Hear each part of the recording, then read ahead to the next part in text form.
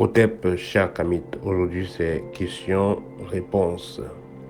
Alors, j'aimerais rappeler, comme je le fais souvent, questions-réponses est mis sur pied pour pouvoir apporter les éléments de réponse, apporter de la lumière, éclairer comme ça les frères et sœurs qui sont abonnés à la page et qui ont besoin d'avoir plus de clarté par rapport à les questions, que ce soit les questions qui concernent mes vidéos, que ce soit des expériences ou des problèmes qu'ils traversent dans la vie réelle. Cependant, vous pouvez m'écrire en privé si vous avez besoin d'une consultation ou d'un service ou de l'un de mes livres. Voilà. Donc, la première question, rêver de discuter avec une star des réseaux sociaux ou un président ou une personne très populaire. Quand vous rêvez avec un président, quand vous rêvez, autant pour moi, vous vous retrouvez avec un président, en train de discuter avec un président, peut-être le président de la Russie, le président, un autre président, bref, un président puissant. Ça signifie tout simplement que vous avez un génie ou un ancêtre puissant qui est près de vous. Quand vous allez rêver donc d'être en train de discuter avec une star des réseaux sociaux, ça veut tout simplement dire que vous êtes en train de faire des projets, vous êtes en train de mettre sur pied un projet et que voilà, les inspirations ou les conseils de cette personne-là pourraient vous aider. Voilà. Donc ça veut dire que tout simplement que il faut faire prendre le temps de consulter un peu ce que la personne dit. Voilà. Si c'est une personne dont vous êtes déjà abonné à la page, voilà, néanmoins, il faut, ça veut dire que les problèmes du moment que vous avez, cette personne peut vous apporter de la lumière par rapport à cela. C'est comme si les guides vous envoyaient donc d'échanger avec cette personne. Ou alors de vous inspirer de cette personne, parce qu'il y a des personnes aussi qui sont inaccessibles. Voilà. Existe-t-il des rites africains, européens, indiens et ailleurs, et d'ailleurs qui sont sans danger? Ça, c'était par rapport à la vidéo du danger des rites africains. Voilà, il faut noter que ce n'est pas tous les rites africains qui sont dangereux, bien entendu. C'est pareil en Europe, en Asie, partout. Il y a des rites, on peut faire un même rite. Moi, j'ai des bons résultats, vous avez des très mauvais résultats. Déjà, quand on parle de faire des rites, ça dépend de qui fait le rite. On peut par exemple dire le rite de sortie des bébés ou le rite de bénédiction des jeunes couples mariés. Vous avez des gens qui sont bien intentionnés, ils font, il y aura des bons résultats. Mais les gens mal intentionnés feront et puis ça sera catastrophique. Donc tout ça pour dire que voilà, l'essentiel, c'est pas que c'est parce que c'est rite africain, c'est rite européen, non. L'essentiel à comprendre ici, c'est que si vous faites le rite avec des personnes adéquates, et en plus, et surtout si vous faites le vrai rite, là, ce sera positif. Voilà. Donc si on vous dit que oui, le rite de tel pays est bon, vous allez là-bas, vous tombez sur quelqu'un mal intentionné, il va vous gâter le corps là-bas, vous serez déçu après. Donc le plus important, c'est quoi? Déjà, quel rite on fait et surtout, qui fait ce rite?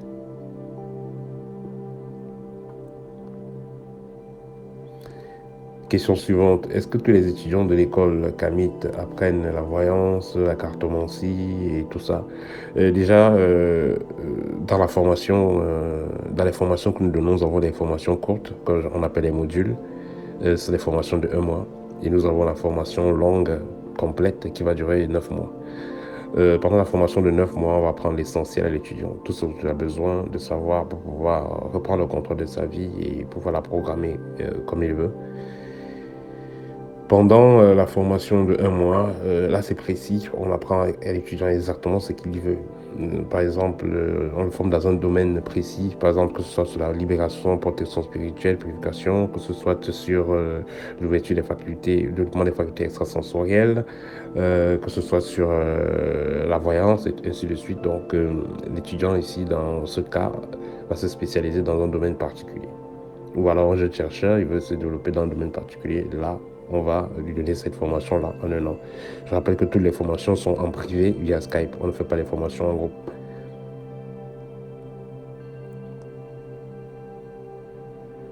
Question suivante. Comment se passe la consultation? La consultation, ça se passe comment? La personne m'a contacté, nous avons pris rendez-vous, elle a payé en avance. On va fixer le jour et l'heure et nous aurons rendez-vous audio. Voilà, certaines personnes demandent des rendez-vous en vidéo, il n'y a pas de problème. Voilà.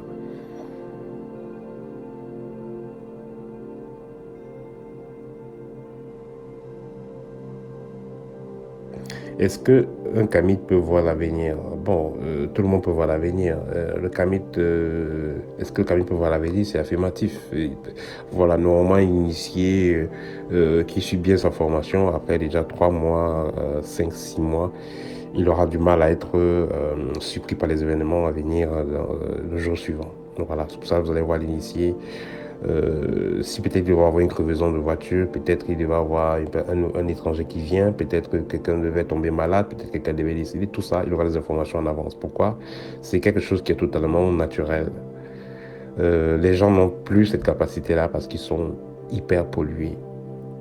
Mais quand vous êtes nettoyé de toute cette pollution-là et vous apprenez à contrôler cette pureté, cette propreté énergétique, il est clair que vous allez interférer normalement avec vos guides et vos guides sont là chaque jour pour vous transmettre des messages. Les gens n'entendent pas, ne voient pas, ne suivent pas. Les gens restent toujours surpris de leurs problèmes parce que justement, ils n'ont pas de connexion avec le guide ou alors ils ont brouillé la connexion avec un mauvais comportement vibratoire et énergétique.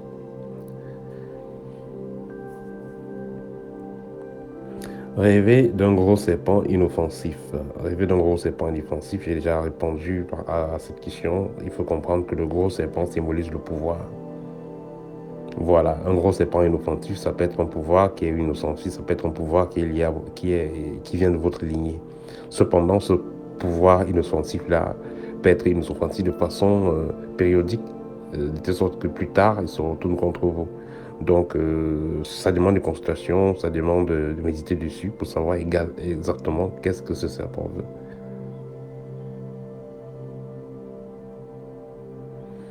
Une personne dit ici qu'elle a constaté que après le Covid, beaucoup de personnes ont changé de comportement. Il faut noter que après le Covid aussi, beaucoup de gens, pendant le Covid et après, beaucoup de gens ont été vaccinés et le vaccin influence vibratoirement des personnes et ce qui fait que voilà, on peut voir des personnes qui ont un comportement étrange après cela.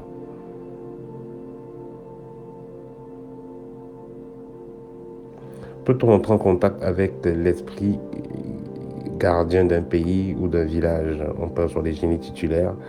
Vous pouvez entrer en contact uniquement si vous avez reçu l'initiation adéquate. Par exemple, un chef de village aura l'initiation adéquate pour gérer les esprits du village. Un chef de quartier aura l'initiation adéquate pour gérer les esprits du quartier. Un chef de bloc aura l'initiation nécessaire pour gérer les esprits du bloc. Ça, c'est quand les choses sont faites dans les règles de l'art. C'est pourquoi vous allez voir certains hommes d'affaires aller voir les chefs de village pour demander à faire partie des confréries, justement parce qu'ils veulent qu'on les donne des codes pour pouvoir entrer en contact avec certains génies et pouvoir gérer certains génies.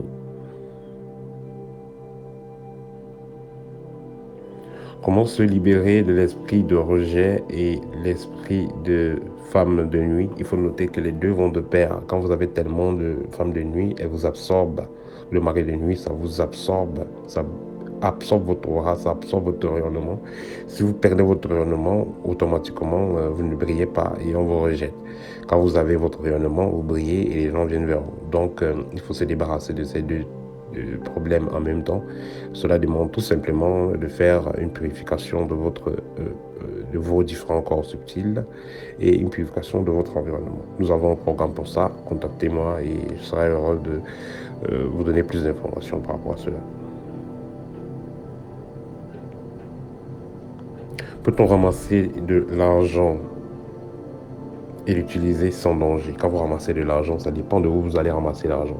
Vous avez ramassé l'argent dans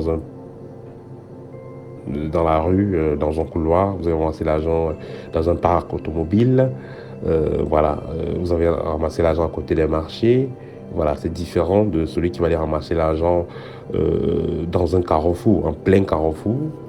Il va ramasser les billets bien comptés, les billets bien placés techniquement ou dans une calebasse, à côté d'une calebasse, c'est très différent. Quand c'est un argent que vous sentez qu'on a fait des rituels dessus, bien évidemment, il faudra éviter cela. Mais si c'est un argent que, voilà, vous sentez juste que quelqu'un a laissé tomber ou bien oublié tout simplement, là c'est différent. Dans tous les cas, ce qu'on demande aux gens d'être initiés, parce qu'en tant qu'initié, vous pouvez ressentir la vibration de cet argent. Et en fonction de la vibration de cet argent, vous pouvez donc savoir ce que vous allez en faire. Vous allez soit l'utiliser, soit peut-être partager ou donner un orphelinat. Vous saurez quoi faire. Le plus important, c'est de savoir déjà être capable de ressentir les énergies dans cet argent et ensuite être capable de modifier ou de reprogrammer les énergies de cet argent. Une personne dit ici qu'elle a reçu un couteau neuf. Quand vous recevez un couteau neuf d'une personne, donnez à cette personne des pièces pour qu'il y ait équilibre. Sinon, ça ne vous donne pas, c'est pas une bonne énergie.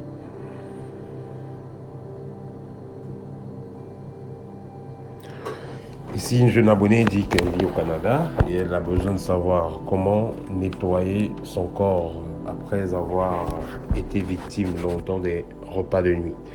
Si vous avez été longtemps victime d'un repas de nuit, l'idéal, ça sera de me contacter. Nous allons faire un scanner pour que je sache exactement quel type de purification sera adéquate pour vous.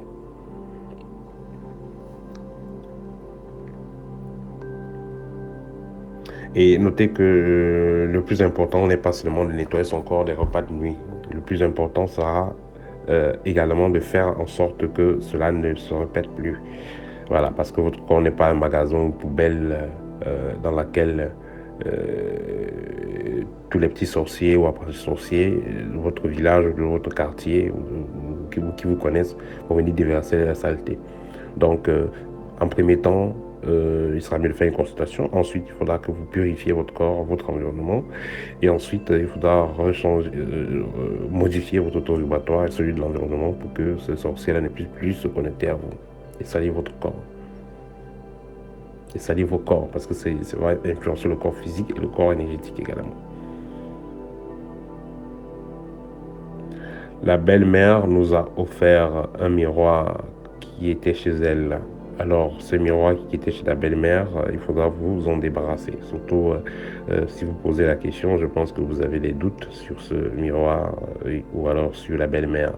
Donc, si vous sentez qu'il y a un petit changement dans la maison, peut-être on dort moins, peut-être les gens rêvent un peu bizarrement, peut-être vous vous sentez observé, directement vous allez démonter ce miroir et aller le déposer, voilà, aller le jeter à la poubelle. Voilà. J'ai reçu des montres et des chaussures. Voilà, vous avez reçu des montres et des chaussures. Ici, ça va dépendre déjà de qui vous a donné. Mais dans tous les cas, la montre, voilà, recevoir la montre d'une personne, il faut donner des pièces à la personne. Sinon, ça peut, voilà, ça ne va pas vous porter chance, quoi. Ça peut créer des violents changements dans votre vie. Comment protéger nos enfants des sorciers? La meilleure protection que vous pouvez faire, voilà, pour que vos enfants soient préservés des sorciers, ce sera de transmettre la connaissance. Voilà, parce que on dit sur le peuple périt faute de connaissance. Vous pouvez avoir fait les blindages traditionnels à vos filles. Vous avez des grandes filles, vous avez fait les blindages traditionnels, elles ont des bracelets de protection et autres. Mais après, elles vont aller sortir avec des hommes compliqués, des vieux hommes, des gens bizarres qui vont pomper les énergies et faire la sorcellerie sur elles. Vous voyez ce que je veux dire? Donc, le plus important, ce n'est pas que de faire des trucs, des astuces qui vont vous protéger physiquement, mais il faut aussi éviter d'aller entrer dans les problèmes. Il faut connaître les lois spirituelles. Et donc, l'idéal sera euh, d'enseigner à vos filles, de donner à vos filles une excellente éducation qui va les permettre de ne pas se frotter à des gens compliqués. Ou alors, même si elles se frottent à des gens compliqués, mais qu'elles ne laissent jamais ces gens-là prendre le dessus. Que pensez-vous du rituel d'Asset? Rituel d'Asset ou rituel d'Isis ou rituel de Marie, ce qu'on appelle aussi. Voilà. Tout dépend de quel type de spiritualité vous faites. Ou alors quel type de pratique mystique vous faites, c'est mieux. Voilà, tout dépend de cela. Si vous faites un style, on va dire occidental, Oui, si vous faites un style qui renvoie à l'Égypte antique, oui, vous pouvez le faire. Voilà, mais si vous voulez faire un truc purement traditionnel, ce rituel ne sera pas l'idéal. Donc, dans tous les cas, écoutez votre cœur et observez ce qui va se passer.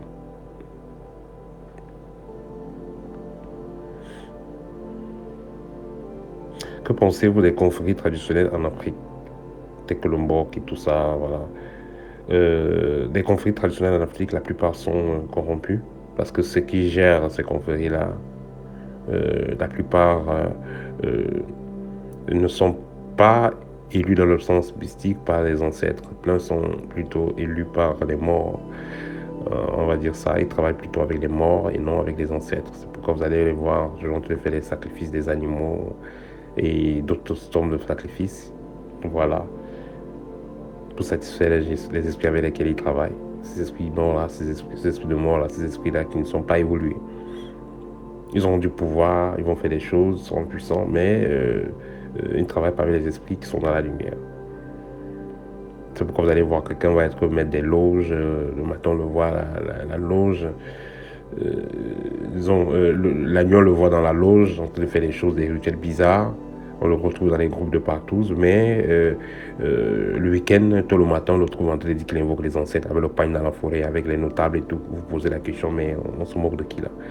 Donc, de nos jours, les conflits africains ne sont plus ce qu'elles étaient. Voilà.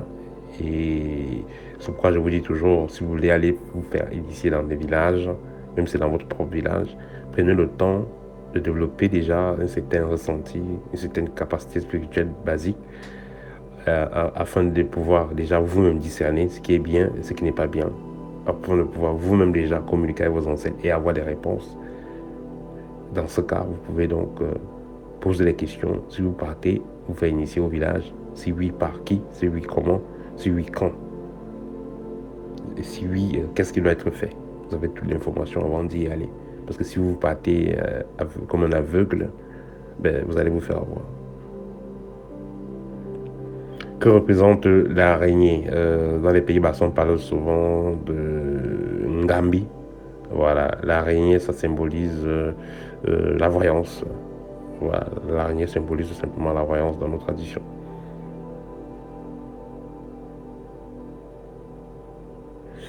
Qu'est-ce que Lucifer? En passant du porteur de lumière, mais dans nos traditions, on ne parle pas trop de Lucifer. Lucifer, on en parle dans le sens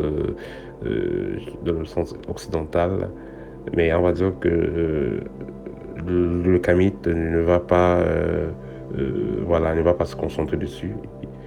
Ce qu'on sait tout simplement, c'est que le bien, on peut représenter nous-mêmes le bien, et le mal, on peut représenter nous-mêmes le mal. Vous pouvez être Dieu, entre guillemets, vous êtes le diable, entre guillemets. Même comme on ne parle pas du diable dans notre tradition, mais tout ça pour dire que